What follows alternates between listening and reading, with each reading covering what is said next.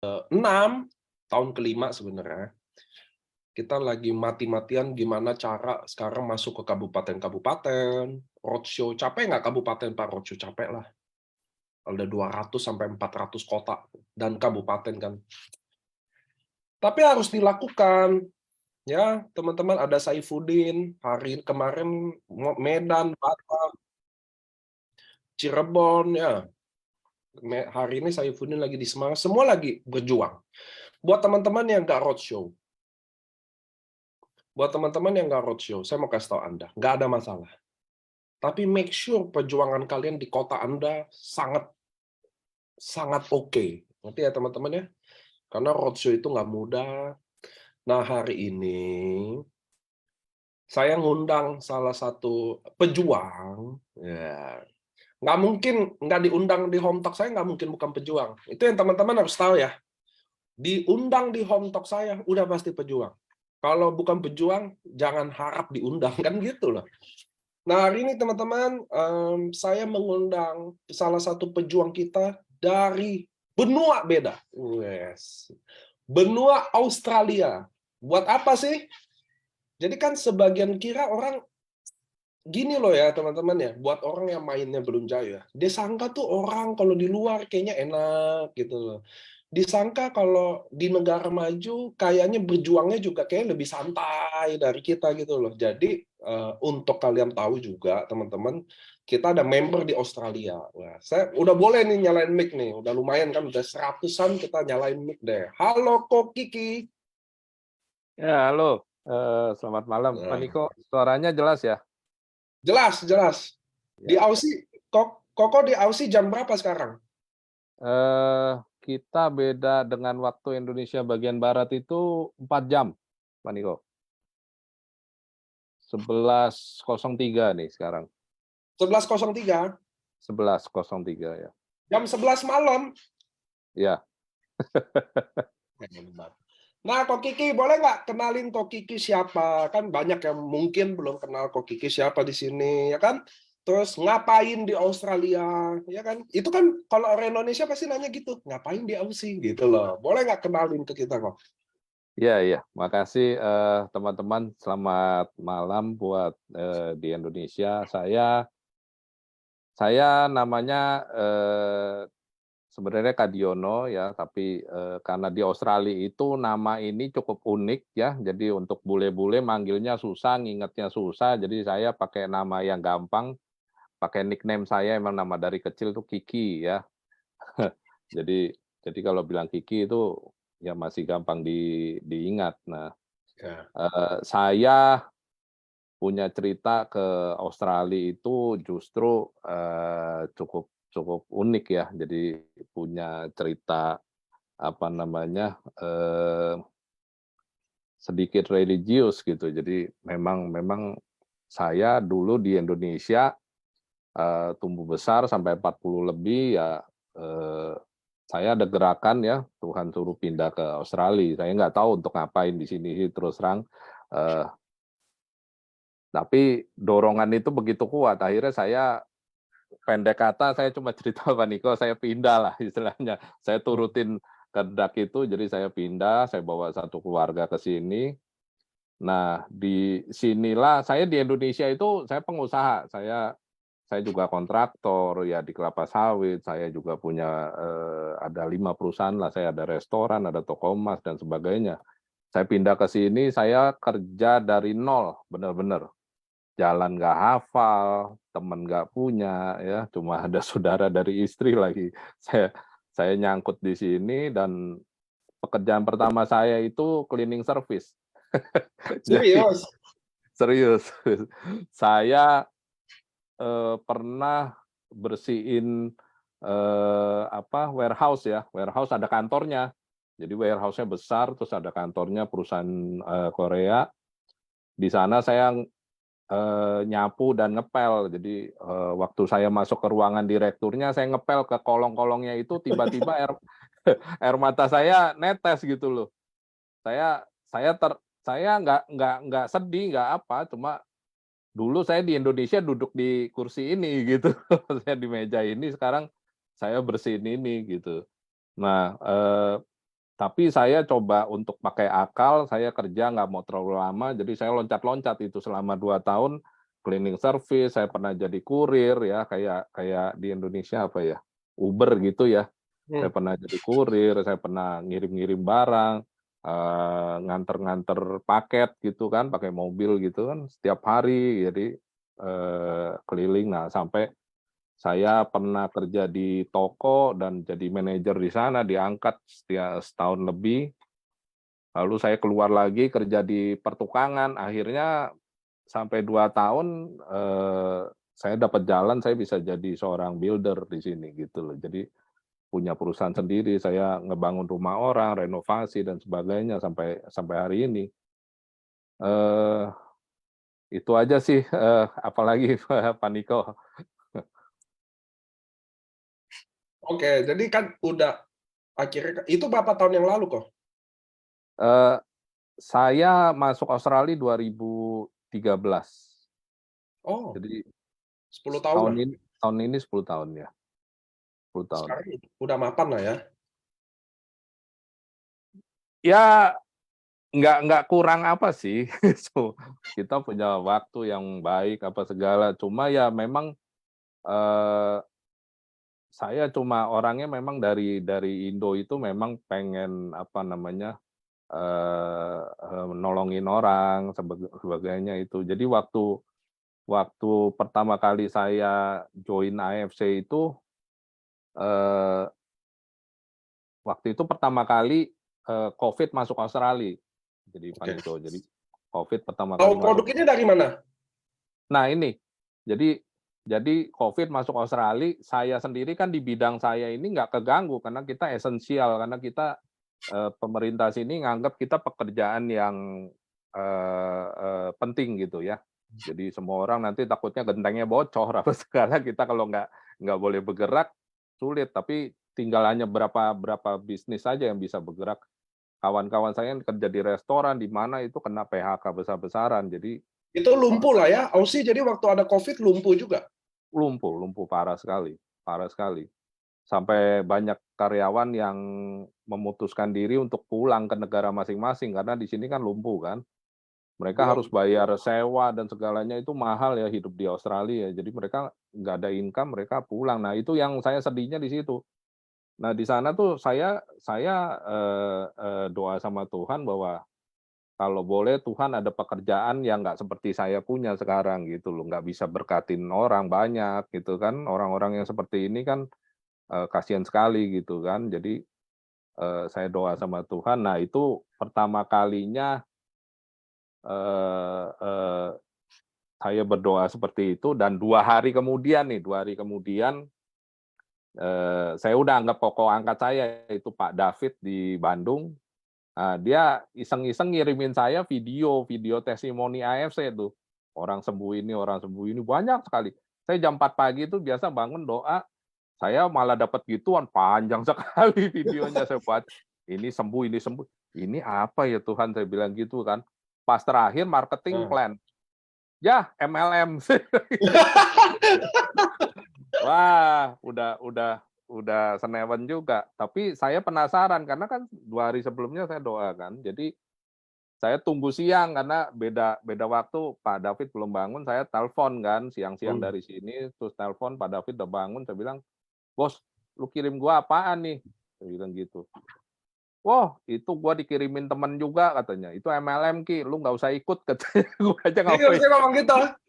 Iya, saya bilang, "Lu ngapain ngirimin gua banyak begitu kan, menu-menuin," saya bilang. "Tapi ini bagus Bos," saya bilang. Saya terus ceritain, saya doa, terus saya, apa namanya, dapat video itu, saya tertarik gitu loh. Nah, Hmm. terus dia bilang, "Oke, gua kenalin upline gua, gini gini gini gini, lu cerita aja Ki," katanya, "gini gini gini." Saya masuk ke YouTube segala, saya ketemu Pak Ernest, lagi kesaksian banyak dan, Pak Ernest cerita dia dari Amerika, juga juga pulang ke Indonesia dengan mirip-mirip lah ya, jadi Benar benar. suruh pindah negara. Nah, di Indonesia ceritanya saya merasa, ini panggilan apa gitu kan. Yes. Saya tertarik dan akhirnya saya bilang, "Saya putusin join deh," saya bilang gitu. Serius? Serius, saya bilang Udah jadi segampang itu ya? 2 minggu kemudian, enggak, saya udah ikutin. Elopoy-nya ikut, semuanya ikut, pelajarin lah produknya semua Yes. dan saya ikut. Pak David nggak mau kalah, gua ikut tapi jadi upline lu boleh nggak? Katanya. Nyantol lah dia di atas saya persis. Kita masuk barengan gitu loh. Nah, Oke. ya dari sana perjalanannya ternyata nggak mudah nih teman-temannya. Ini perjalanan sulitnya dimulai gitu. Kalau David di Indonesia, dia upline-nya sebelahan. Orang bilang sebelahan tuh kalau dia mau telepon anytime, minta Yes. ditemenin apa. Saya lagi lihat, lah kalau kalau saya repot ya gitu ya. Nengok kiri nggak ada siapa-siapa, nengok kanan nggak ada siapa-siapa, produk juga jauh. Akhirnya saya coba pesen 4 box waktu itu, 4 box kirim ke sini. Pak David tuh yang ngirimin. Pas ngirim, dia bilang, "Wah, amannya paling aman saya tempel semua," katanya itu sertifikat. Jadi itu kemasan ditempel semua, malah di sini kena bea cukai dipikir apaan itu, rame banget gitu paketnya kan, dibongkar, saya ditelepon, "Punya izin impor nggak?" katanya. Saya bilang, "Saya nggak punya." "Oke, ini mesti di-destroy," katanya, mesti sita. Jadi 4 box saya itu disita di pelabuhan sini, di custom. Saya bingung. Ya Tuhan kenapa disita ya, jadi saya nggak bisa kerja lagi udah. Saya nggak punya produk, saya nggak punya nggak nyicipin, saya mau geraknya gimana. Nah, pada saat itu, saya pikir, "Wah, nih Pak Niko ngajarin semua ada daftar nama nih, daftar nama saya kan juga juga banyakan teman di Indo kan, jadi, wah gua nggak punya produk, saya teleponin, saya tulis daftar nama, kalau harus 100, saya ingat saya punya daftar nama 114. Serius, Udah, bikin? iya cuma segitu, itu teman di Indo semua. Nah, terus kan di situ saya MLM tuh nggak pernah jalanin bener-bener. Jadi ini kali saya ngikutin textbook lah orang bilang. Jadi ngikutin banget. Jadi sehari tiga tiga orang, 5 orang. Udah itu mereka nanya ada apa gitu kan. Terus saya kirimin testimoni yang tadinya dikirim Pak David itu saya kirim ke mereka. Puji Tuhan satu-satu mereka join. Saya sampai bingung gitu loh. Sampai sampai 5 bulan saya coba impor lagi dan bisa masuk gitu loh. Ada bisa masuk, saya di sini baru nyobain, tapi selama 5 bulan itu saya dapat downline di Indo semua, teman-teman pada join. Nah, Nggak ada yang di disitulah Aussie? nggak ada, saya di Ausen nawarinnya pakai apa sih? Minum juga enggak, produknya nggak ada. Jadi ya di sini nggak mungkin lah gitu loh. Maksudnya nawarin siapa, produknya nggak ada, terus kalau mereka pesen, saya pakai apa? Kasihnya. Iya kan, jadi di Indo semua itu. Malah ada teman satu tuh yang saya bersyukur dia anaknya autis. Saya cuma ngandalin video itu tuh yang ibu-ibu kesaksian autis. Saya bilang, "Pak, Bapak waktu saya di Indo nyari terapi terus nggak sembuh-sembuh kan. Ini ada buat autis." "Masa sih?" katanya. Dia pesen itu, dia percaya saya, dia pesen aja dan sampai hari ini dia punya titik ada 18 diamond. Khusus buat anaknya minum? Khusus untuk satu keluarganya minum dan anaknya udah sembuh. Nah, alhamdulillah. Nah itu yang satu yang luar biasa, tapi ada beberapa teman yang di Surabaya yang kena diabetes apa semua dia merasakan luar biasa. Nah, eee, saya udah itu kita mau kerja proper nih, Pak. Jadi saya mau ngajuin yang namanya izin impor kan. Ini kalau masuknya cuma cuma 2 dus, 4 dus sih gampang gitu kan. Kalau masuknya entar makin lama makin besar, apa saya nggak dipegang, sekali disita 4 dus aja sakitnya udah luar biasa, Iya, iya. apalagi besar. Nah, dari sana perjuangan saya ngajuin izin impor. Nah, disitulah setengah mati tuh rupanya. Ditanya formula apa segala kan, cara bikinnya, jadi kuesioner di sini pemerintahnya juga ketat banget. Nah, itu saya Pasti. saya sama Pak Alden akhirnya kan komunikasi sampai baru saya terima izin impor itu tanggal 6 Oktober tahun 2022. Teman-teman jadi harus tahu ya, satu AFC harus tahu ya, Ko Kiki ini memegang izin impor produk Subarasi dan Utsukushi. Terus Iya, terus gimana kok? ya, eh, tapi sebelum tanggal 6 Oktober saya import 10 box disita lagi, Pak. Padahal udah pegang izin. Belum, Oh belum ya. keluar. Jadi itu As- kira-kira bulan 8 apa bulan 9 ya. Jadi bulan 10 kan pada keluar tuh. Jadi disita lagi. Jadi total sudah 14 box saya Disita disita. ya. Sebenarnya sebenarnya jalanin AFC ini buat saya sih udah berapa kali saya mau berhenti down. Sebenarnya udah males dah. Ini susah banget gitu loh. Udah itu saya harus terjemahin bahasa Inggris, saya harus jelasin.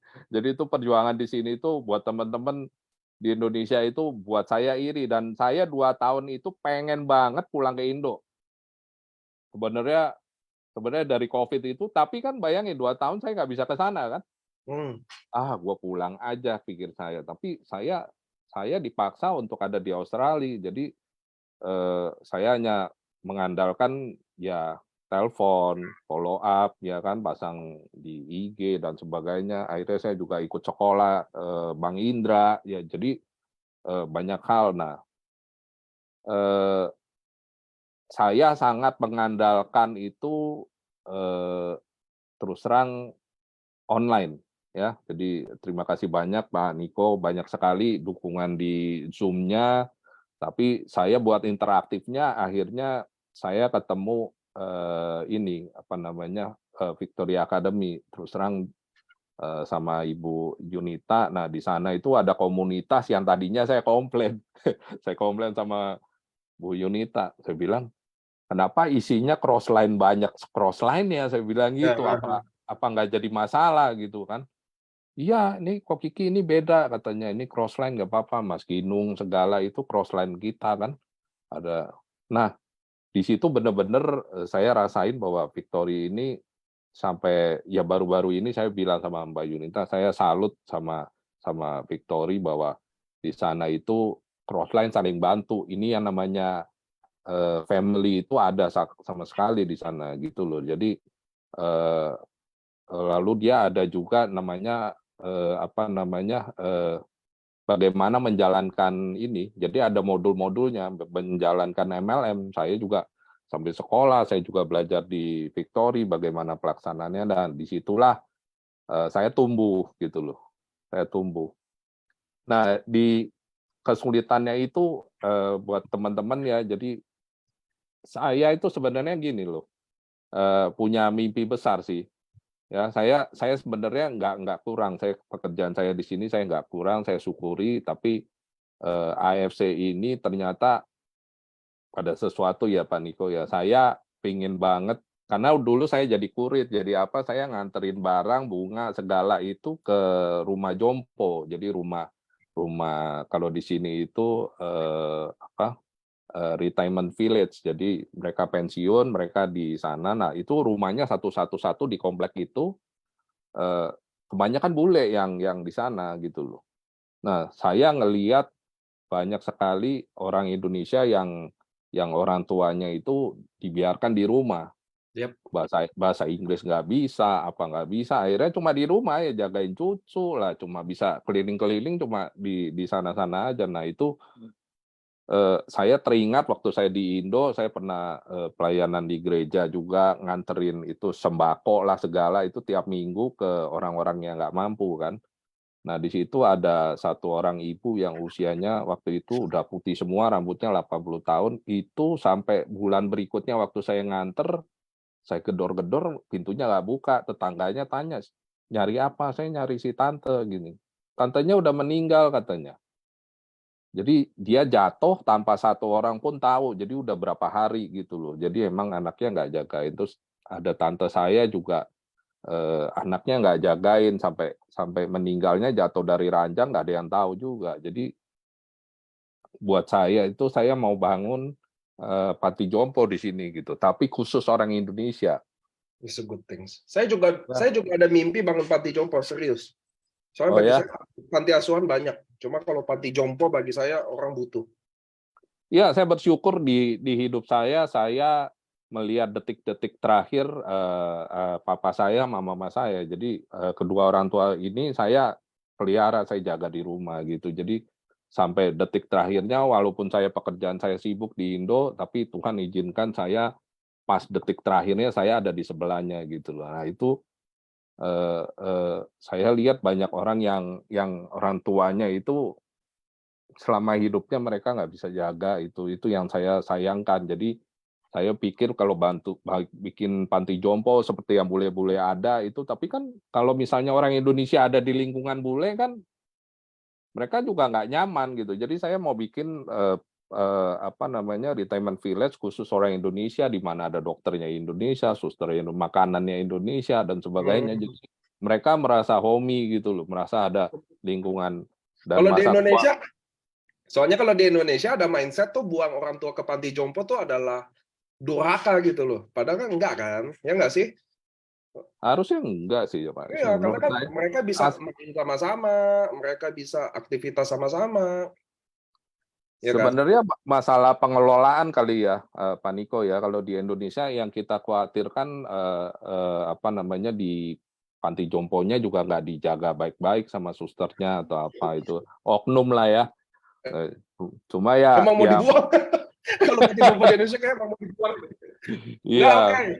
Enggak, oke, oke. Tadi kok saya kan ada tergelitik, ada beberapa hal ya. Jadi saya, kok Kiki cerita, saya potong dikit, saya ambilin pelajaran buat teman-teman, biar teman-teman kan bisa belajar dari Zoom ini kan.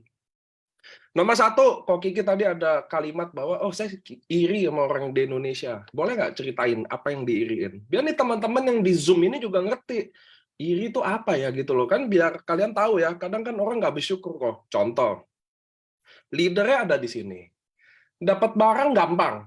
Kita tuh di Indonesia dapat barang, hitungan jam aja bisa dapat. Maksudnya Gojek tinggal kirim. Stokis belum, beberapa stokis di Indonesia kan stokisnya cukup oke. Jadi, Ko Budi, tolong ini gitu saling kan barang gampang, support system ada di kota, di sini, leader ada di sini, kantor ada di sini. Nah, apa sih yang kok Kiki ini yang di Australia yang iri? Ah, itu dulu. Jadi teman-teman yang di sini nonton, kadang kan gini kok, kita kan kalau nggak ada patokan, kita nggak bersyukur. Bener dong? Bener dong? Benar, benar. Nah, di situ boleh nggak kok Kiki ceritain apa sih yang diiriin dari seorang kok Kiki yang di Australia sama yang kita yang di Indonesia?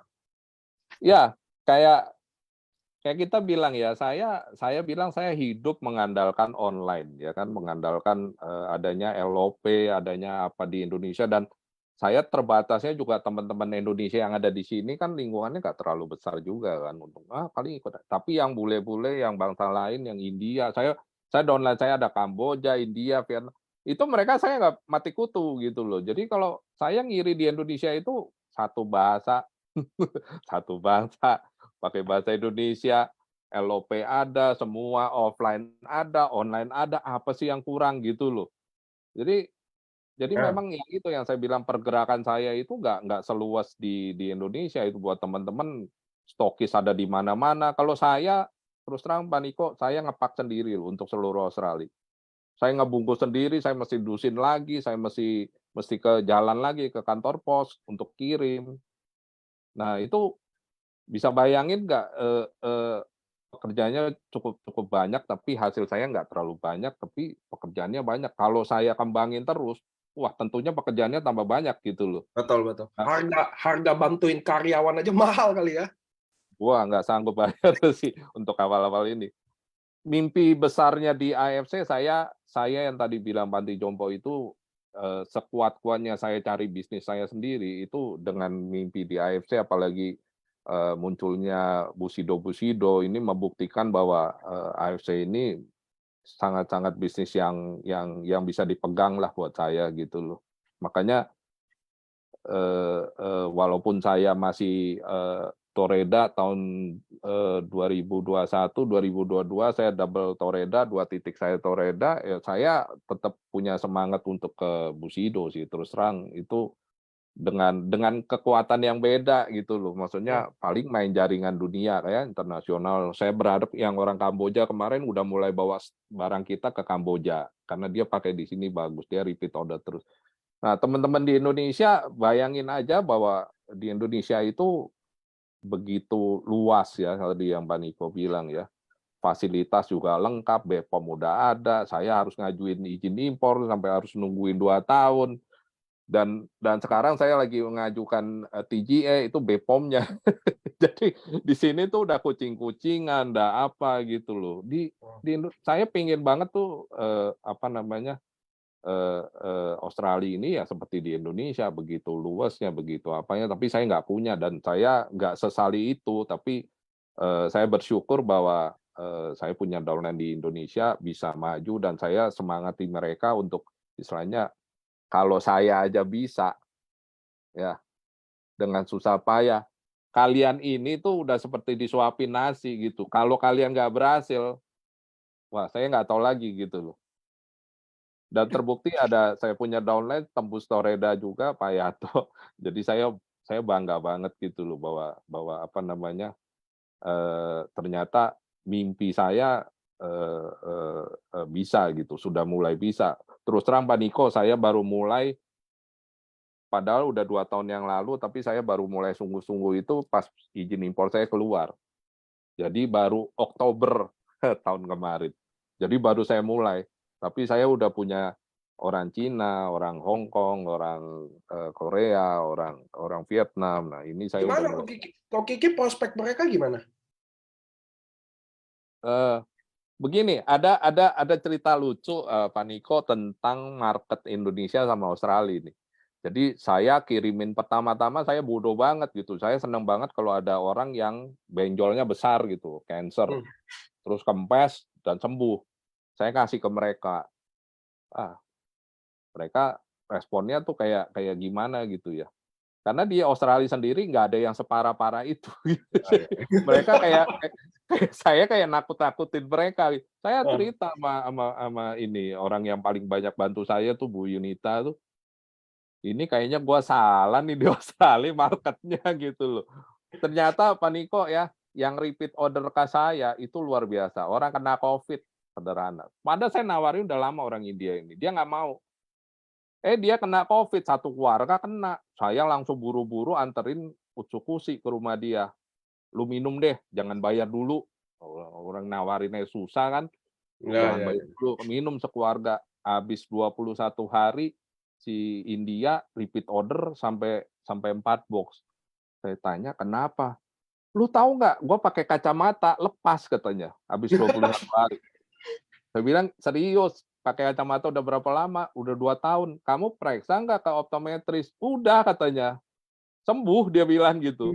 Pakai kacamata dia nonton TV burem. Dia copot malah Jelas. terang. Saya bilang kayak nonton ini Spider-Man. Dia begitu. Itu sembuhnya lucu-lucu. Jadi ada satu lagi anaknya autis. Wah, gue punya pengalaman nih autis sembuh nih teman saya di Indo. Tawarin lagi. Ayo orang India. Dibantu sama yang kacamata lepas. Wow, kompor-komporin dia. Akhirnya mau lama banget tuh. Akhirnya dia mau coba beli. Waktu itu nggak ada Ruby promo, Pak Niko. Jadi dia harus 2 box. Saya bilang, yuk harus terpaksa beli 2 box untuk member. Ya beli 2 box. Anaknya gatel. Anaknya minum, alergi. Oh, Telepon, Ki, gue boleh pulangin nggak? Katanya. 1 box yang masih utuh, yang 1 udah terlanjur saya buka. Anak saya nggak cocok. Saya bilang, istri saya minum juga gatel, gitu loh. Pertama-tama, terus dia berhenti dulu 1 minggu, kemudian dia lanjut lagi, dan dia sampai sekarang oke. nggak oke, gitu loh. Jadi, oh begitu katanya. Ya udah katanya. Tapi ada kesan kayak nggak seneng gitu, kayak nggak boleh pulangin gitu Ya, kan. ya, ya. 2 minggu kemudian dia telepon saya, "Pesen lagi dong," katanya, 6 box SOP. Hah? 6 box? Buat apa? Saya bilang. Tapi saya takut dia marah kan. Nggak ada apa-apa, saya kirim ke rumahnya, 6 box. Dah. Terus, ada satu hari dia ngundang kita ke rumah dia. Nah, waktu ngundang ke rumah dia, terus saya tanya, namanya Nisa, "Nisa, kamu kenapa?" Gitu kan. Tiba-tiba pesen banyak begitu. "Lu lihat nih," katanya, "nih, kantong mata saya kempes. Lu tahu nggak? Ini tadinya gede, dia bilang gitu. Wah, saya bilang. Terus udah itu mereka pulang India. Produk kita dibawa tuh ke India. Nah, di India ini juga tingkat kesulitannya ada. Dia bilang gaji orang sana itu satu box, 1 bulan itu satu boxnya harga harga produknya satu box katanya. Jadi tantangannya sama seperti di Indo. Makanya saya bilang sebenarnya gampang. Kamu pokoknya kasih orang coba pakai, dia akan bercerita, itu akan jadi terkenal. Habis pulang ke Sydney, dia telepon saya, pesan 4 box katanya, 2 Utsu, 2 Suba. Nah, sebelumnya dia bawa 2 kotak Utsu dia beli. Saya bilang nih produk bagus, akhirnya dia beli 2 box. Nah, dia udah percaya dari SOP, dia beli Utsu. Nah, akhirnya rupanya suaminya di mana? Dia bilang suami saya yang minum Utsu, saya tetap minum SOP. Saya bilang suami waktu itu agak nolak-nolak, sekarang kok mau minum Utsu. Pulang ke India sakit, Pak. Tahu sendiri kan di India mungkin tanda kutip jorok. Makanannya. Iya, sakit dia. Sakit nggak sembuh-sembuh. Istrinya bilang, cobain nih Utsu katanya. Dan sembuh langsung. Nah, dia akhirnya suaminya bilang, saya mau minum Utsu nih setiap hari katanya. Dia bilang gitu. Jadi buat jaga imun saya imunnya lemah. Padahal udah di Sydney loh. Udah balik ke negara bersih. Jadi dia tetap minum Utsu. Nggak lama ada teman saya yang lama sekali orang Malaysia, dia nggak mau beli. Pokoknya saya bilang saya ada jalanin gini, ada produk dari Jepang bagus. Dia nggak mau tahu. Nah, saya lagi jalan-jalan waktu itu naik cruise, terus saya pulang, dia telepon, Ki, gua udah seminggu kena COVID katanya. Satu keluarga, istri saya belum bisa cium, belum bisa ngerasain makanan katanya. Lu pernah cerita gua ada produk bagus ya katanya gini. Bisa nggak sih buat ini? Saya bilang gimana sih lu teman baik gua, kenapa baru kasih tahu udah 1 minggu kena COVID? Harusnya dari pertama tuh udah minum. Nah tapi Ya. kamu udah ini, kamu regenerasi deh, kamu beli yang SOP gitu. Saya bilang gitu kan. Saya kirimin 1 box. Berapa duit? Nggak usah tahu harganya, saya bilang. Minum Gila. aja. Hari kedua dia telepon saya. Istri gua udah baik lu. 2 minggu lagi dia bilang, saya bilang, lu beli 2 deh, bisa member. Ya udah katanya nanti aja tunggu ini. Belum nanya harga. 2 minggu lagi dia telepon. Saya mau pesan 6 sampai 8 box katanya. Saya bilang buat apa? Buat bagi-bagi temen. Ini produk bagus banget katanya dia bilang. Bagi-bagi lu. Buat bagi-bagi. Beli 6 sampai 8 box. Waktu itu ada saya sebutin harganya. Akhirnya saya sebutin harganya. Lu tahu nggak harganya berapa duit main-main pesen 6 sampai 8? Ya udah katanya. Buat teman-teman asal tahu ya, saya jual di sini itu karena ongkos kirim, karena apa segala, itu harga SOP $200 Australia dollar. Tuh, teman-teman dengar ya. Nggak dari cerita Koki ini ya, teman-teman bisa disimpulin gini. Jadi bukan orang kita aja yang susah percaya. Itu ceritanya hari ini ya. Bukan orang kita aja yang susah percaya, teman-teman. Semuanya gitu loh. Satu, yang kedua, harga kita ternyata nggak mahal. Iya, $200 tuh. Australia, bos. $200 loh per box loh, teman-teman. Nggak mahal. Oke, lanjut kok Kiki, lanjut. Seru nih, iya. seru.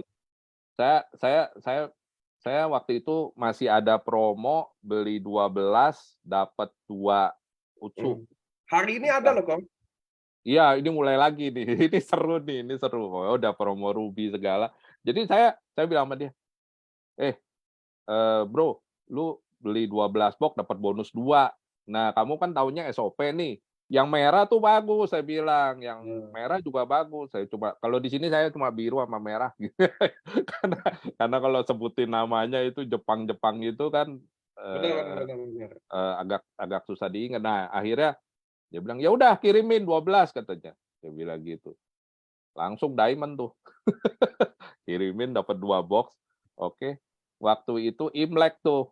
Jadi saya bawa pakai dus besar yang produknya, terus sekalian saya bawain kue keranjang.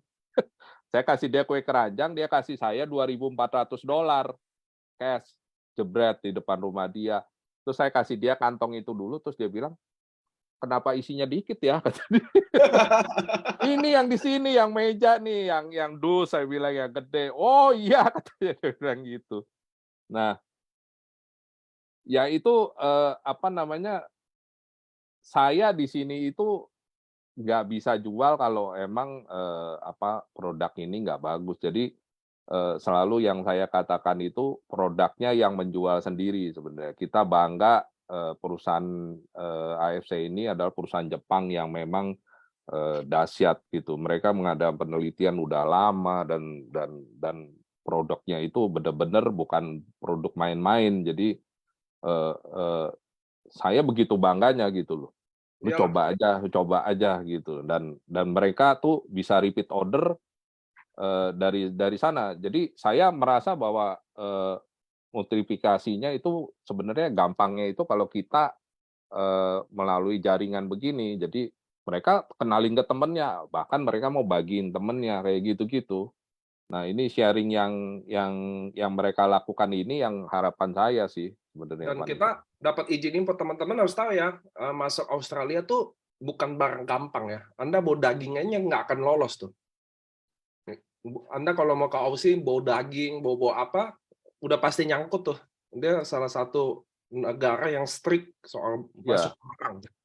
Salah satu betul. negara yang paling strict soal masuk barang ya. Mau Mhm, bawa ikan teri ya kan, kalau orang Indonesia kan gitu kan, bawa ikan teri, bisa nyangkut loh teman-teman. nyangkut Jadi, nyangkut. Ko Kiki itu yang pemegang izin import. Jadi mudah-mudahan habis Zoom ini kita juga nanti manajemen, lebih open ya matanya. Siapa tahu Ko Kiki bisa langsung megang negara Aussie aja. Jadi kita bisa kirim barang lebihan, jadi Ko Kiki bisa distribusi dan seluruh member bisa ambil langsung dari sana aja, dari Aussie. Oke lanjut, kok itu kan yang pertama tadi bahwa, keirian sama orang Indonesia ya. Acara ada Mhm. di sini, offline online di sini, ngambil barang gampang, barang kita murah, itu kurang lebih 3 juta loh teman-teman satu box ya. Kurang lebih lah itu, $200 itu. Kita 3 juta, 3,4, 3,5 udah member Ruby. Di sana sebox Sorry, saya ralat sedikit, Australia dollar itu 10.500 kurang lebih. 10.400 ya? 400, 400, 500 lah. Ya. Nah, kok yang itu kan yang iri. Yang kedua, Koko katanya kan tadi berkali-kali pengen nyerah. Mmm, Saya pernah bikin status gini, saya salut sama member yang berkali-kali mau nyerah, nggak nyerah-nyerah juga tapi. Iya kan ada kan? Masa, aduh susahnya, aduh berkali-kali mau nyerah, nggak nyerah-nyerah juga. Nah, kalau dari Ko Kiki, apa sih yang mau nyerah-nyerahnya itu kenapa sih? Lalu selanjutnya, kenapa pilih tidak menyerah juga pada endingnya? jadi gini, buat teman-teman, saya cerita flashback sedikit, saya kecil itu bukan orang susah, bukan orang seneng, jadi bukan orang tua saya bukan orang seneng. Saya kecil itu tidur di lantai semen ya, jadi, cuma pakai kasur, dulu yang kapuk gitu. Saya masih ingat banget bahwa sampai SMP itu teman saya kakaknya disekolahin di Australia, gitu. Pulang-pulang bawa video Australia itu, wah acaranya bagus banget gitu. Saya bilang di Australia happy, saya susah di Indo. Itu saya berminat untuk pindah ke Australia waktu itu, saya bilang, "Wah Australia ini negara yang saya mau pilih." Padahal papa saya waktu itu beli tiket aja ke Singapura itu nggak mampu. Tapi mimpi saya udah sebesar itu. Nah, itu yang saya mau cerita adalah, berkali-kali jatuh itu sudah dialami sama saya itu dari susah. Tapi waktu saya di Australia ini, saya juga kan saya cerita, saya juga dari tukang cleaning ya, tukang bersih-bersih, akhirnya, tukang sapu, terus saya kerja kurir dan sebagainya itu saya udah alamin dan saya nggak pernah ngeluh sih sebenarnya. Cuma yang buat saya, eee eee berapa kali rasanya pengen nggak nerusin AFC itu ya karena nggak ada fasilitas sama sekali gitu loh dan kadang-kadang jatuh itu mau nangis sama siapa? Upline Ya, nggak ya, ya. ada, leader nggak ada, Pak Niko juga jauh, ya kan. Jadi buat teman-teman di Indo, bayangin ya, roadshow aja itu dikunjungin sama bos-bosnya AFC. Saya siapa yang ngunjungin? Gitu. Jadi jadi ya itu sulit banget gitu loh, dan itu berapa kali mau buat patah, tapi, saya bersyukur justru, tadi saya cerita bahwa saya punya kawan-kawan di Victoria, akhirnya Hmm. termasuk ada Bu Linda di situ, "Ki, lu bisa Ki, lu bisa," gitu. Nah, disitulah perjuangan saya akhirnya jadi nggak sendiri. Nah, saya cuma bilang teman-teman di Indo, "Kalian punya leader-leader itu dekat sekali sama kalian. Saya itu saya cuma dengar suara sama kayak begini nih, cuma pakai video begini, Zoom, gitu loh. Ya video call paling paling paling seperti itu. Itu aja mereka bisa menyemangati saya gitu. Yang patah itu saya bangkit lagi bangkit lagi. Saya cuma cuma merasa bahwa, apa namanya, kalau saya patah sekarang, saya nggak akan lihat hasilnya nanti, gitu. Nggak, yang bisa dipelajari juga teman-teman. Ini kalian yang nonton Zoom ini coba dengerin baik-baik ya. Salah satu yang bikin patah di network jaringan adalah salah satunya adalah ada orang yang merasa sendiri. Dan merasa sendiri karena sendiri, merasa lesu sendiri, merasa gagal sendiri itu rasanya berkali-kali lipat loh teman-teman. Nggak, kita bisa belajar ya dari beberapa home talk, dari Ko Kiki juga, dan alasan kenapa dia bangkit lagi ada wadah tuh, salah satunya Victoria Academy ya. Di mana semua kayaknya itu kayak nggak mandang jaringan siapa deh. Mereka bersatu di situ, yang nggak diurus atau maupun yang merasa terbuang atau yang namanya merasa kan. Jadi itu yang bikin salah satunya bangkit lagi. So teman-teman yang hari ini dengar Zoom ini juga hari ini bahwa tim kalian mungkin hilang karena bukan karena bisnisnya sulit, semua bisnis sulit, tapi mungkin karena feeling alone-nya, rasa sendiri itu loh. Jadi make sure kalau kalian jadi leader, mudah-mudahan kalian tidak membiarkan ada tim Anda loh, nggak usah tim orang, nggak usah ngurusin orang. Tim Anda yang rasa sendiri, rasa berjuang sendiri, rasa jatuh-jatuh sendiri, rasa gagal-gagal sendiri, dan mungkin sekedar say hello, ngobrol sama dia adalah salah satu bangkitin semangat dia lagi. Ini yang bisa dipelajarin ya, salah satu Deko Kiki juga ya teman-teman ya. Victoria nama apa maksudnya? Anda bisa lihat tuh di Instagram namanya Victory Academy. Ada kok, itu ada Ginung ya, kalau nggak salah. Ada Bu Linda, mamanya Pak Mike, ada Ko Kiki. Saya tahu lah Victory Academy dari lahir saya juga tahu kok. Itu kayaknya sebuah wadah sih buat siapa aja sih, belajar bareng, Zoom bareng, diajarin bareng ya.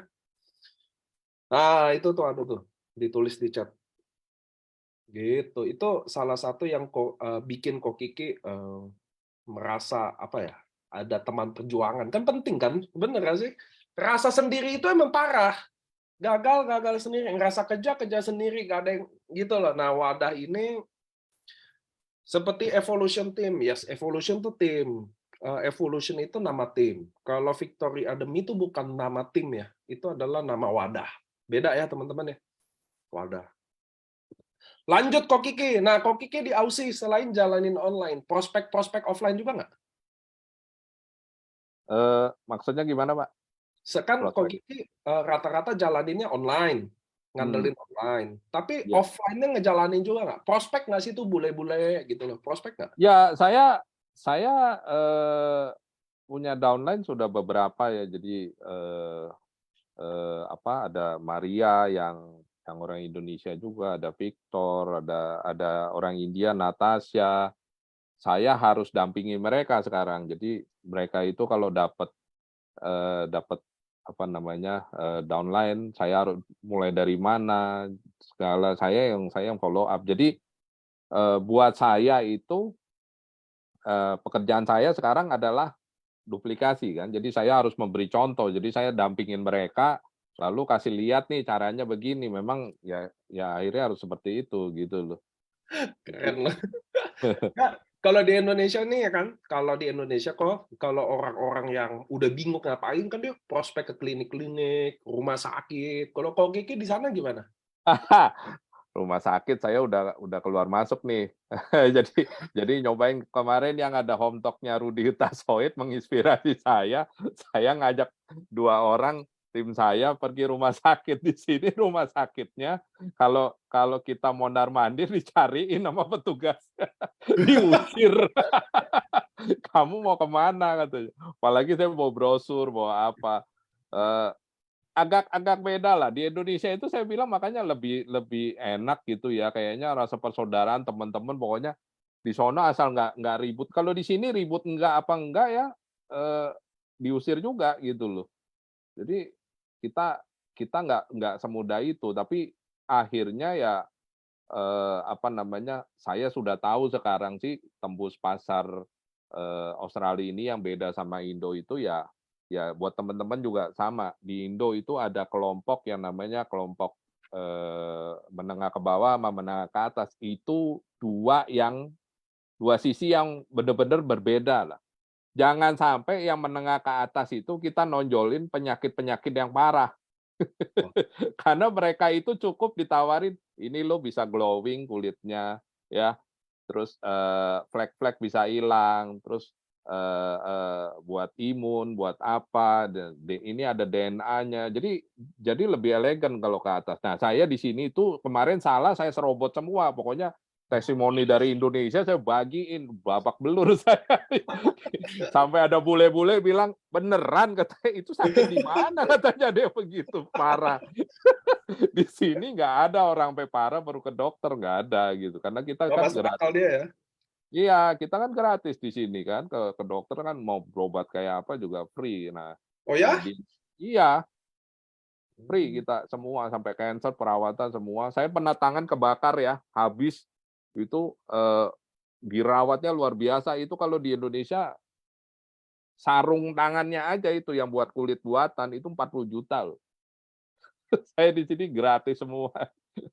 Dirawatin semua itu, kulitnya dikulitin semua, terus diganti, ini tangan saya udah utuh lagi. Nah Jadi itu praktis lebih susah banget dong di sana, secara logika dong. untuk apa nih? Untuk memasarkan AFC? Produk produk. Justru justru saya harus tahu situasi di Indonesia juga, saya kan mau cerita ke teman-teman di sini kan, kalau untuk yang menengah bawah mungkin begini loh, mereka merasa tubuhnya sehat ya, nggak ada apa-apa gini. Paling kalau sakit pusing-pusing atau sakit apa sedikit Panadol, dia buat nahan sakit, tahu-taunya pas sudah periksa udah stadium akhir. Mmm, Itu di Indonesia ya, sorry ya bukan saya mau ini, karena saya juga besar di Indonesia. Nah kalau kalau menengah ke atas itu atau di Australia ini, mereka punya uang, mereka apalah gitu loh, private hospital pun mereka mampu bayar. Nah mereka itu, saya nggak bisa nawarin yang parah-parah gitu. Saya punya tante aja di sini itu, tante istri saya, insulin itu yang suntik, tahu. nah, itu semua gratis. Padahal dia kencing manis loh, dia diabetes, ini loh. Tapi sampai hari ini dia makan sembarangan tuh. Kalau ada apa-apa insulin, insulin. Udah kayak harakiri aja dia tarik bajunya, dia suntik, weh, sebelum Oh, makan dia suntik sendiri. Nah, ya seperti itu. Nah, orang-orang seperti ini apa, kalau kayak kemarin saya nawarin dia kulit, apa, semua beli loh. oh, Perawatan apa segala, nah itu ada sisi sisi bedanya. Saya juga bersyukur ternyata orang AFC nih Pak Niko, ini saya baru ketemu gara-gara saya punya downline tuh ada di sini tuh Pak Hendra ngepost yang namanya BBCP. Jadi fat loss, mmm, padahal saya minum Utsu juga nih.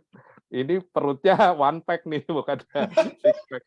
Jadi dia itu rupanya, eee eee menggunakan Utsukushi, ya khusus dia, untuk fat burn. Jadi dia ada pola cara minumnya, kapan, jam berapa. Jadi ini, orang ini akhirnya saya saya minta tolong untuk jadi mentornya saya bawa ke sini jadi fat loss gitu loh. mhm Nah, mhm. Utsukushi itu, sebenarnya dari iklannya sendiri videonya kan dia bisa bisa ngecilin perut kan, ada yang film Ya ya kartunnya ya itu. ya, emang Iya, asli. tapi kan kenyataannya kan kalau kita kita nggak bisa jalani yang benar-benar, ini mah nggak bakal kurus ini. Nah, itu program yang saya bisa bawa di sini gitu loh. Jadi sebenarnya program kecantikan, jadi kesehatan. Di sini itu lebih pencegahan lah. Jadi kalau buat teman-teman di Indo tuh kalau masuk bukan berarti kalian ditolak ya, mungkin strateginya juga salah gitu loh, salah pasar. Jadi pasar bawah ditawarin yang kulit, yang pasar atas ditawarin yang cancer, yang stadium 4 gitu, yang parah-parah, kan nggak nyambung gitu loh. Harusnya Iya, iya. dibalik. Jadi yang atas itu saya dari pengalaman saya yang tadi saya bilang, yang orang India itu saya tanya, yang suami kamu minum Utsu itu karena imun kan? Kamu sendiri ada cerita lain nggak selain kantong mata nih? Hmm. Ada, kuku saya dulunya udah gampang sobek gitu loh. Jadi kuku itu gampang sobek. Saya minum SOP, kuku saya kokoh nih katanya Pasti, cewek. pasti. Kalian yang makan SOP pasti kuku tuh susah digunting. Kalau digunting tuh cetak, cetak gitu loh. Pasti itu. Oh, saya nggak tahu tuh. Oh, Jadi, pasti. jadi, jadi seperti itu. Jadi di sini tuh eh, yang repeat order tuh aneh-aneh. Jadi bukan kelasnya udah kanker gitu ya, Ya, udah ya, parah. ya. Jadi jadi target pasarnya itu harus saya batasi sampai segitu aja. Jadi ini untuk perawatan, maintenance, untuk ini, untuk apa gitu. Jadi Ya. eh, saya udah tahu nih nanti kita kalau misal masuk internasional juga sama kan. Jadi kita harus kategorikan target pasarnya ini menengah ke atas, ini menengah ke bawah gitu. Oke, apa insight yang bagus ya teman-teman ya. Ini juga berlaku ya teman-teman ya. Jadi kalian harus ngerti juga apa yang kalian tawarin ke siapa orangnya. Itu kan Kokiki ini kan bisa dapat ini setelah dia coba sendiri. Sama di sini juga sama lah. Memang bule beda sama kita. Cara mikirnya beda, oke. Tapi segmentasinya pasti sama. Maksudnya kalau di sini lebih ceritain gimana. Kalau punya duit, kira-kira bahas kayak gimana. Nggak selalu kan nunjukin bonus hal yang bagus kan. Nggak selalu loh. Ada member yang bangga nunjukin 100 juta, yang diojak ngomong income-nya 3M, 4M kan mules kita langsung. Itu kan hal-hal yang sederhana kayak gitu loh teman-teman. Jadi mudah-mudahan dari Zoom ini, teman-teman, kalian bisa tahu banyak hal, apalagi di Australia ya. Jadi kita bisa tahu, ada member loh di luar negeri yang berjuang. Nah, dia sharing-sharing ini, nanti kita ambil intisarinya, apa yang kita bisa belajarin. Ada rekaman nggak? Ada, nanti kalian nonton di Facebook ya. Jadi kalian bisa, ini ada rekamannya kok, biar satu AFC tahu tuh, wah siapa nih yang pejuang kita di. Lalu kok lanjut, kan Koko udah ceritain beberapa hal di Aussie, ya kan? Sampai dapat izin import. Itu izin importnya berlaku satu benua kan? Iya, iya satu benua. Satu benua, which is good. Jadi teman-teman nggak usah ngurus izin lagi. Nanti kami manajemen mau meeting bahas dikit gimana cara satu Aussie bisa ngambil aja langsung di Kokiki. Jadi kayak anggap mini country stockist kan. Jadi semua tinggal ambil aja gitu loh. Nanti ya, saya perlu meeting 1-2 orang lagi biar beres lancar. Jadi satu Aussie udah bisa ambil, ngapain ngurus izin lagi? Soalnya ada yang chat saya kan, Pak kalau mau ngurus izin lagi ngapain? Kalau udah ada izin ngapain diurus lagi? Nggak usah repot kan. Lalu lanjut kok. So apa kan kesulitan udah. Apa yang kok Kiki bukan waktu datang ke Aussie kan merintis. Sekarang udah cukup mapan lah. Maksudnya di luar kan kalau mau kerja pasti dapat duit gitu loh. Apa yang bikin Koko happy jalanin ini? Yang pasti saya nambah teman. Ya, jadi sebelumnya yang saya 114 nama itu, ya sekarang dari AFC, wah udah jadi banyak. Dan di Australia sendiri saya terus terang saya punya cara untuk bisa dapat temen gitu loh. Jadi pendekatannya kan jadi ada gitu, ada yang saya bahas, ada yang saya tawarin kayak gitu-gitu kan. Kalau kalau dulu kan saya hanya bukan penyerang tapi saya hanya nunggu. Jadi pasang iklan nih, saya mau benerin rumah apa, udah orang nyari saya gitu loh. Ah, Nah, kalau yang ini nanti nanti si Natasha bawa temennya lagi Nisa, nanti Nisa bawa lagi si Sunil, ntar bawa lagi. Jadi pergerakannya cepat sekali gitu loh. udah ada Nah ini komunitas lah ya. Udah bikin ya udah ada, komunitas ya. sudah di Australia ada. Itu di Nah, Aussie kok bukan gaji maaf, pendapatan rata-rata per bulan orang berapa? jujur aja ya, jujur di sini itu 40 sampai 50 juta sih. Itu gaji yang paling kecil. 40 sampai 50 juta per bulan Rupiah, ya. rupiah. Biaya hidup Biaya hidup di sini, jadi gini, tergantung, tapi kira-kira kalkulasinya kita tuh gaji 10 kalinya Indo, ya, biaya itu 3 kalinya Indo. Jadi kita bisa saving itu sekitar 7 70 lah, kalinya. 7 kalinya. Karena rata-rata Nah, gaji makanya ada malah jadi sulit ketika saya nunjukin, lu mau dapat tambahan nggak 5 juta sampai 10 juta per bulan atau 500 sampai 1000, nggak ada yang mau. Jadi nggak bisa show income lah di sini lah gitu loh. 4.000, 5.000 pun, wah tapi gua harus nawarin orang begini, aduh nggak bisa semudah itulah. Kecuali saya udah jadi dokter Luigi, dokter Yudi, Yaudah, Budi Mushido Darwin, beda nunjukin angkanya udah mereka juga lihat gitu kan. Nah, kalau yang kayak saya gini nggak pernah saya kasih lihat saya nggak pernah bilang gitu. Nah, itulah dasar pertanyaan saya, karena saya bingung dong. Ceritanya kok Kiki, bayangin nggak, gaji yang paling rendah aja di sana rata-rata 40 sampai 50 juta sebulan. Lalu kok Kiki jalanin ini kan Toreda. So apa di balik itu kan? Why-nya apa kan? Karena kan ngapain? Udah capek-capek, nge-packing, ngurusin orang, pasti ada why pasti dong. Itulah saya mau nanya, why-nya apa? Kenapa? Ngapain sih ini? Ibaratnya saya ngantar pizza aja bisa 30-40 juta sebulan. Udah ngurusin orang, belum dikomplain. Apa sih? Ada jawaban yang sudah dijawab Tuhan ya, yang waktu itu saya bilang, saya doa bahwa bisa nggak ada pekerjaan yang bisa jadi berkat ya, bisa untuk orang lain. Pak Niko nge-freeze nih, bisa dengar nggak?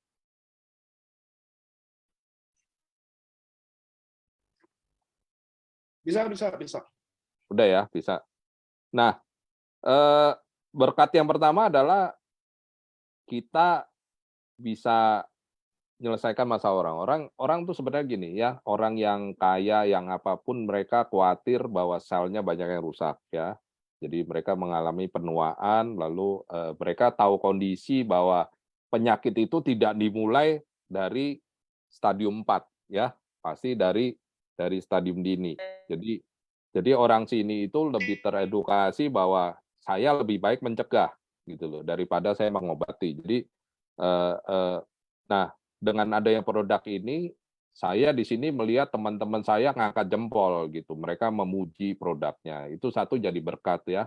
Mereka juga ada khawatir mereka akan suatu hari punya riwayat dari orang tua itu ada cancer, ada apa, mereka khawatir, mereka terbawa ya. Jadi mereka minum ini. Nah, itu kita yang mengedukasi seperti itu. Kedua adalah tentunya teman-teman saya yang downline saya yang ada di Indo gitu loh. Jadi memberkati mereka, ini ada kawan saya di sini, ada Pak Hendra ya, Hendra Sumakut segala, mereka mungkin suatu hari Pak Niko bisa ngundang ya latar belakang dari Gojek, dari mana itu yang saya suka gitu. Dan teman-teman di sini juga yang apa namanya kerjaannya riskan-riskan ya, saya bilang kalian juga bisa mencoba ini. Kalau saya aja bertahan, kalian bisa coba gitu loh. Dan ini yang saya sukai adalah saya punya tetangga di sini atau saya lagi naik kereta api, itu boleh bilang nyari bangsa yang sama aja susah gitu loh. Tetangga saya Nepal, seberang saya orang Malta, ya kan, sebelah kiri saya India. Jadi saya itu Australia ini sebenarnya miniaturnya dunia, jadi pendatang semua kalau boleh bilang gitu. Penduduk aslinya itu katanya cuma 700.000 ya sejarah awalnya ya, tapi itu sekarang 24 juta ya orang asing semua jadi masuk di sini. Nah, ini sebenarnya mudah-mudahan ya Pak Niko ya, harapan saya AFC ini akan menjadi kendaraan kita semua menuju internasional dari mungkin salah satunya Australia ini gitu loh. Karena Amin. Karena banyak sekali yang kita bisa berkati orang dari pekerjaan, kayak yang di India aja kan yang dia bilang gaji saya satu satu box gitu kan, lebih parah dari Indo kan berarti. Ya, Ya, nah itu mereka mungkin bisa bisa ini juga kan, bisa apa namanya, dibantu gitu loh, maksudnya diberkati. Nah, yang saya berapa kali juga mau mau beritahu ke pihak manajemen AFC bahwa saya melihat bahwa benar-benar yang namanya Pak Ernest itu, disuruh pulang ke Indonesia, membangun Indonesia itu nggak keliru gitu. Saya sendiri juga merasa saya di Australia ini, saya beli produknya juga dari AFC Indonesia gitu. Yang luar biasanya ini MLM ini semua kembali ujung-ujungnya ke kantor pusat gitu di Indonesia. Jadi sebenarnya nanti yang akan dibangun Indonesia gitu loh. Jadi betul. buat teman-teman yang mungkin melihat bahwa, "Ah, saya hanya mau di Indonesia," yang di luar negeri juga sama nyumbangnya ke Indonesia ujung-ujungnya gitu. Jadi uangnya Benar. masuk ke kandang sendiri gitu loh sebenarnya. Nah ini yang saya membuat saya itu, apa, bertahan sampai hari ini dan dan ya saya berharap saya bisa bisa besarin juga gitu loh. So, teman-teman, itu salah satu visi misinya AFC ya, menjadi wadah transformasi. Gaji rata-rata orang Indonesia adalah 3.070.000. 3.070.000. Itulah kenapa kalau kami punya Toreda aja, 5 rata-rata sebulan 5 sampai 15 juta sebulan ya. Lebih dari UMR rata-rata orang Indonesia. Ini yang kita bangun di Indonesia. So buat teman-teman, mudah-mudahan kalian bisa belajar tuh dari ya, dengan itu gaji rendah loh men, 30-40 juta tuh kayaknya di Indonesia, di Aussie tuh kayak nganter pizza, nganter ngepel-ngepel gitu loh teman-teman.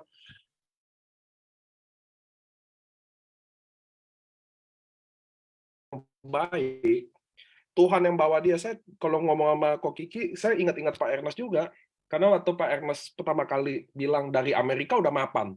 Dia pemegang lisensi ice cream, dia punya restoran di Amerika ya. Lalu dia pulang ke Indo mulai dari nol tuh juga bagi saya awalnya saya kira cerita-cerita inilah dongeng. Tapi waktu saya jalan sama beliau, lihat Bu Helen, Pak Ernest, baru saya ngerti loh bahwa oh emang ada orang-orang tertentu yang mendengar suara dari Tuhan dan mengikuti. Jelas saya enggak.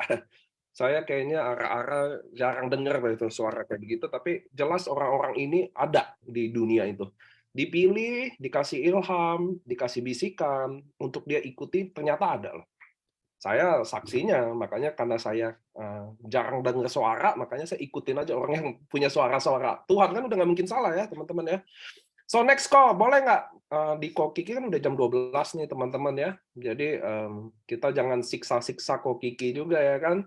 Boleh nggak kok kata-kata terakhir aja buat teman-teman yang hari ini mungkin lagi keadaannya juga lagi fight, mungkin belum punya visi misi dari personal. Nggak semua orang punya visi misi loh kok. Ada orang yang umur 40-50 tahun hidup ya hidup aja, maksudnya nggak ada tujuannya, nggak ada visi misinya. Boleh nggak mungkin tepatnya kayak kalimat-kalimat closing gitu loh dari seorang Ko Kiki yang di Australia jalanin lintas negara dapat barang susah, bonus tuh di Aussie jadi bonus 30 juta sebulan nggak gede. Ada nggak kok kata-kata buat kami-kami yang di Indonesia ini kan?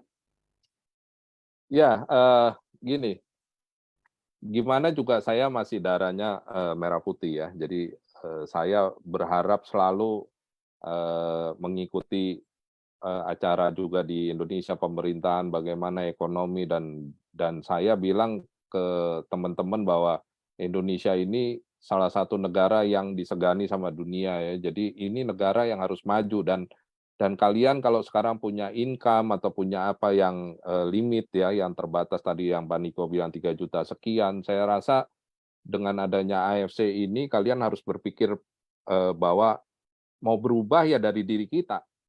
Kayak saya juga begini, walaupun saya punya penghasilan gede, tapi mimpi saya jauh lebih besar daripada yang saya bisa bisa peroleh dari penghasilan saya sekarang. Tapi dari AFC, mimpi saya itu seperti ada di depan mata gitu loh.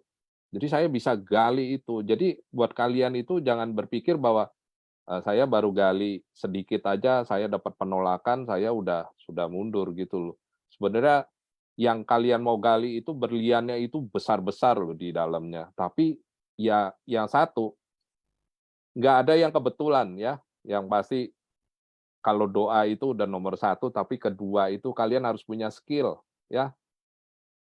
Kalau tanpa skill, kalian nawarin orang aja, itu ditanya aja manfaatnya UTSU apa ya, paten fungsinya, SOP apa, kalian nggak bisa jawab, itu skill sebenarnya. Menghafal itu kan skill. Waktu kalian nggak bisa jelasin itu, kegagalan sudah di depan mata. Jadi sebenarnya ada yang apa namanya, yang selalu saya kuatkan ke teman-teman di sini juga, yang di bawah saya itu, kalian jangan jangan jangan merasa bahwa kalian melihat dari sisi penolakannya, tapi ngelihat dari sisi sayanya gitu loh. Diri kamu udah siap belum untuk perang gitu loh. Kalau senjata Yes. perangnya aja nggak ada, gimana mau berhasil gitu kan? Musuh di depan mata itu sebenarnya musuh-musuh yang ringan-ringan, orang lagi sakit, orang yang butuh kesehatan, orang yang punya uang, ya kan? Sekarang saya mau cerita begini, apa persamaan antara orang kaya sama orang miskin? Sorry, apa perbedaan orang kaya sama orang miskin? Perbedaannya adalah orang kaya punya uang lebih banyak daripada orang miskin, benar nggak? Tuh. Tapi saya mau bilang, apa sih persamaannya orang kaya sama orang miskin? Yang pasti mereka makan, ya mau punya duit penghasilan 1 juta pun makan sehari 2-3 kali, benar nggak? Orang kaya mau punya penghasilan 10 miliar pun makan juga cuma 2-3 kali, mereka nggak menjadi 100 kali lipatnya makannya jadi lebih banyak kan. Nah, itu persamaan. Nah, kalau orang kaya sama orang miskin kena sakit, dua-duanya itu kalau dokter vonis dia untuk masuk rumah sakit dan divonis harus dioperasi atau harus di kemoterapi atau apapun, itu dua-duanya akan melakukan hal yang sama. Ya, yang membedakan adalah orang kaya mungkin pakai uangnya dengan mudah. Orang miskin juga pengen sembuh nggak? Pengen sembuh, tapi Pengen. mungkin caranya sampai jual rumah, jual mobil, pinjam uang, tapi kenyataannya semua orang mau sembuh. Jadi sebenarnya target pasar kita itu nggak usah berpikir, wah saya nggak bisa jualan, saya pasti ditolak. Semua orang punya kebutuhan yang sama. Itu buat kalian itu udah pasti pasti tembus pasarnya itu nggak sulit. Asal mindset-nya aja udah bener, skill-nya juga udah ada.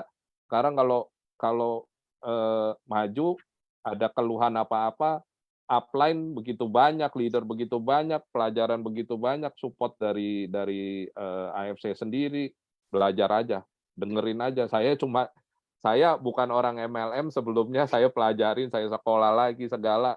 Akhirnya saya sekarang merasa saya siap gitu loh. Saya nggak ada nggak ada lagi yang pintu tertutup buat saya. Saya rasanya saya bisa terobos semua. Saya bisa jelasin AFC se se sejelas-jelasnya gitu. Itu aja sih, Pak Niko.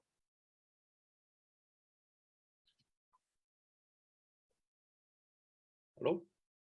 Halo?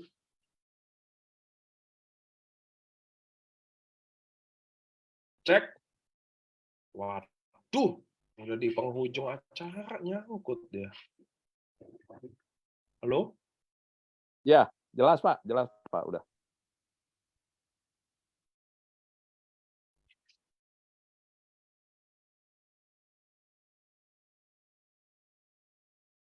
Thank you teman-teman yang yang termotivasi.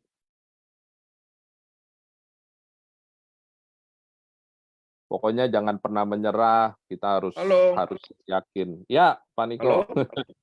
Ya, Halo? ya, Pak, jelas. Halo? Kok dengar nggak kok? Dengar dengar.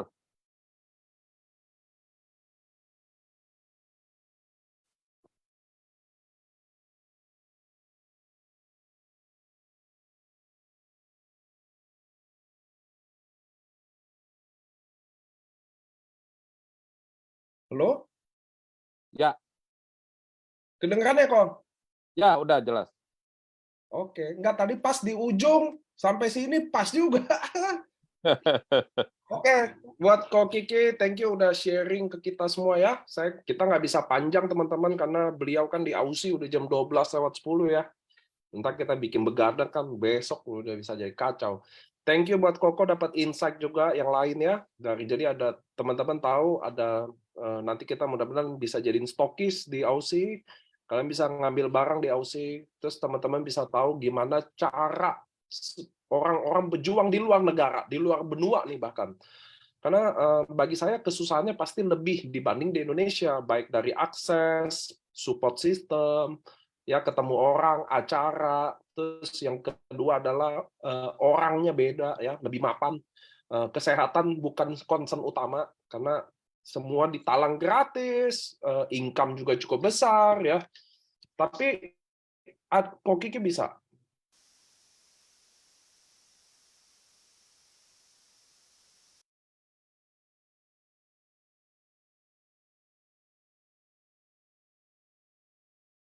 10 tahun, nggak pernah tahu mau ngapain. Bukan masalah sukses atau mau kaya loh, itu semua orang juga mau. Tapi visi misinya, lu mau hidup nih ngapain sih gitu loh. Itu penting loh teman-teman harus punya ya. Itu drive dalam hidup ini mau ngapain. Kalau nggak percuma, kita nggak tahu. Kalau cuma mau kaya aja itu bukan visi. Hari ini kita belajar dari seorang pejuang kita di Australia. Tuh, lihat kan namanya pejuang. Pasti ketemu. Saya udah bilang, kalian kalau kita pejuang pasti ketemu. Saya kok Kiki mulai jujur, saya mulai diceritain sama Yunita Mamesa, Bu Linda ya. Dia ceritain nih ada member yang berjuang di Aussie kayak apa.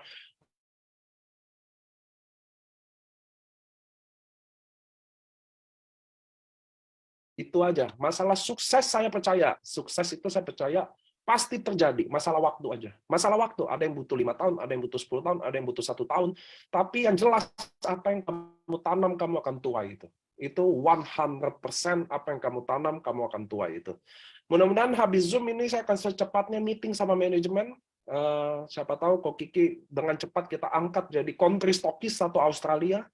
Jadi seluruh Asia bisa ambil di stokisnya Ko Kiki. Nah, ya kan lumayan kan member kita banyak banget hari ini. Jadi kalian tahu teman-teman bahwa ada orang yang lagi berjuang di sana. Toreda bagi saya pribadi menganggap Toreda, Ronin atau Bushido sama aja bagi saya. Nggak ada yang lebih hebat. Baik Toreda, baik Bushido. Cuma karunia Tuhan yang bikin dia bisa jadi Bushido atau Toreda. Cuma bagi saya dia adalah seorang pejuang. Saya mau terima kasih ke Ko Kiki, udah ceritain sedikit demi sedikit. Mudah-mudahan kalian bisa ambil pelajaran dari hari ini. Itulah tujuannya ya. Kalian bisa ambil pelajarannya langsung. Apa-apa semua nonton by YouTube, by Facebook, by Zoom. Harusnya kalian yang di sini yang punya segala akses itu bisa lebih mudah.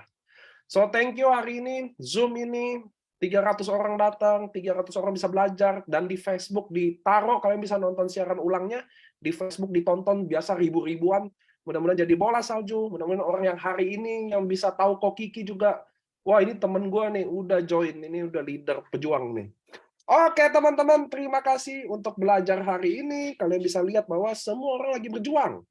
Kalau seorang Ko Kiki aja di Australia dengan segala kemapanannya, kan hidup di luar tuh map katanya kaya kayak gimana loh, tapi semua bisa cukup gitu loh. Kesehatannya tetap jalan ini dan dia punya why. Mudah-mudahan teman-teman yang di sini juga punya pandangan dan dapat pelajaran dari Ko Kiki. Terima kasih. Salam konnichiwa. Dadah. Thank you Ko Kiki. Thank you, Pak Niko. Thank you semua.